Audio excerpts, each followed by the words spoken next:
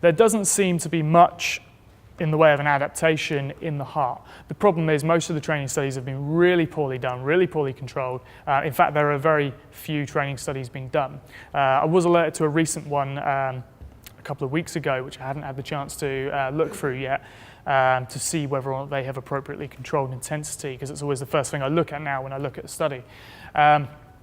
So when we wrote this paper, we weren't aware as to whether or not there were any adaptations, and certainly looking at the acute responses in terms of the heart during exercise, there didn't seem to be any stimulus to actually induce changes in the heart. But what was happening was, again, more things were happening at the peripheral level, so the muscles and the local support to the muscles was being improved significantly.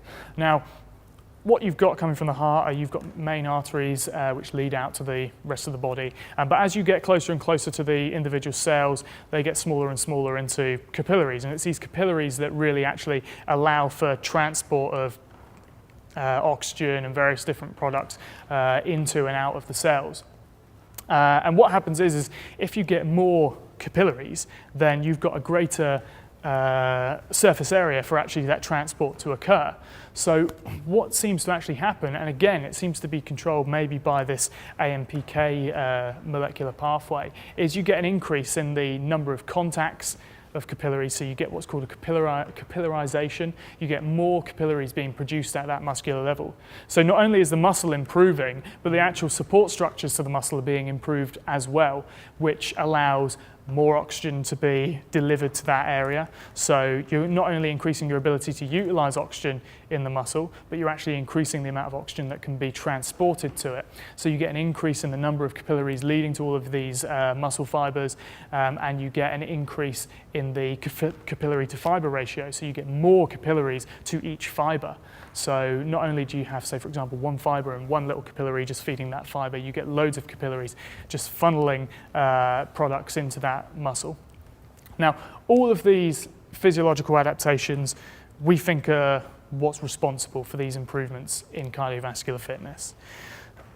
So to conclude, what we kind of suggested in this paper is, okay, well, for years and years and years, there's been this dichotomy between strength training and endurance, cardio, aerobics, whatever you want to call it.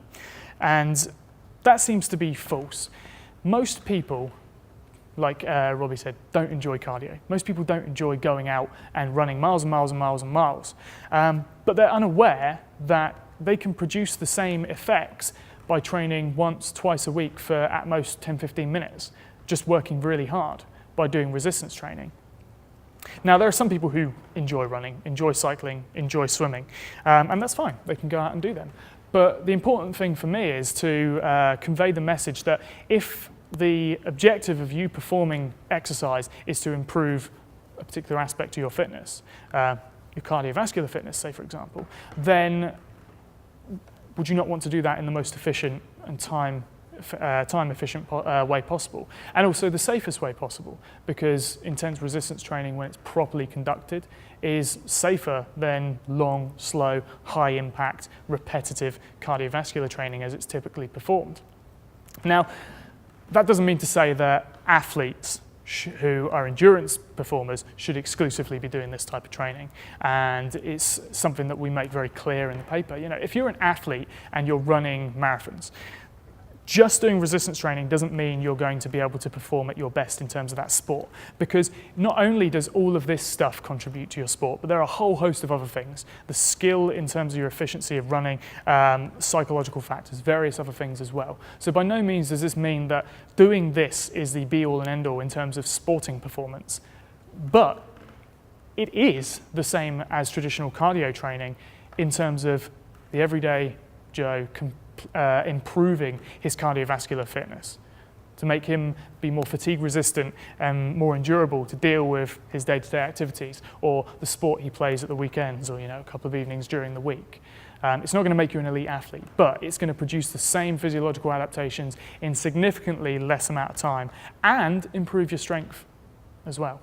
So that, for me, I think is the most important factor. It's trying to get people to stop wasting their time when they could be doing something far more effective or far more efficient, just as effective, and improve other aspects of their fitness as well. thank you all for listening. I'll take any questions now. I think we've got, I think I finished a few minutes early, so I've got a little bit of time for questions if anyone's got any. I think we need a mic.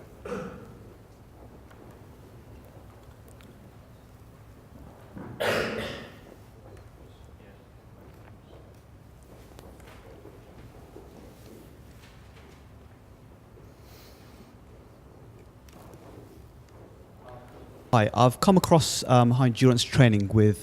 Sorry, just speak up a little bit. Yeah, I've come across high endurance training with boxing, with conditioning coach.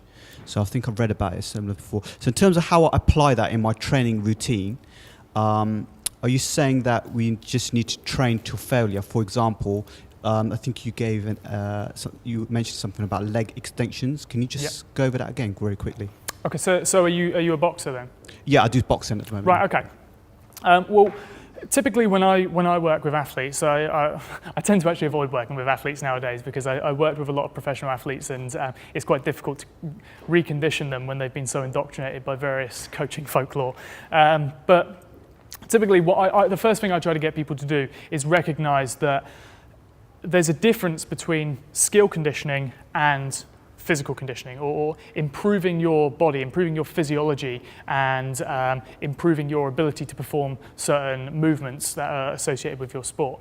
So what I typically tend to do is, as an example, I've not actually worked with boxers per se. I've worked with Thai kickboxers before, but I always try and get them to plan their training around their skill training, their sports training, around their physical training. So instead of trying to do all this kind of like cross-training stuff whereby you'll go into a session doing boxing movements, but the intention of the session is to improve your fitness, improve your physiological fitness, improve or induce these adaptations that are then going to transfer into your sport. There's a safer and more efficient way to do that.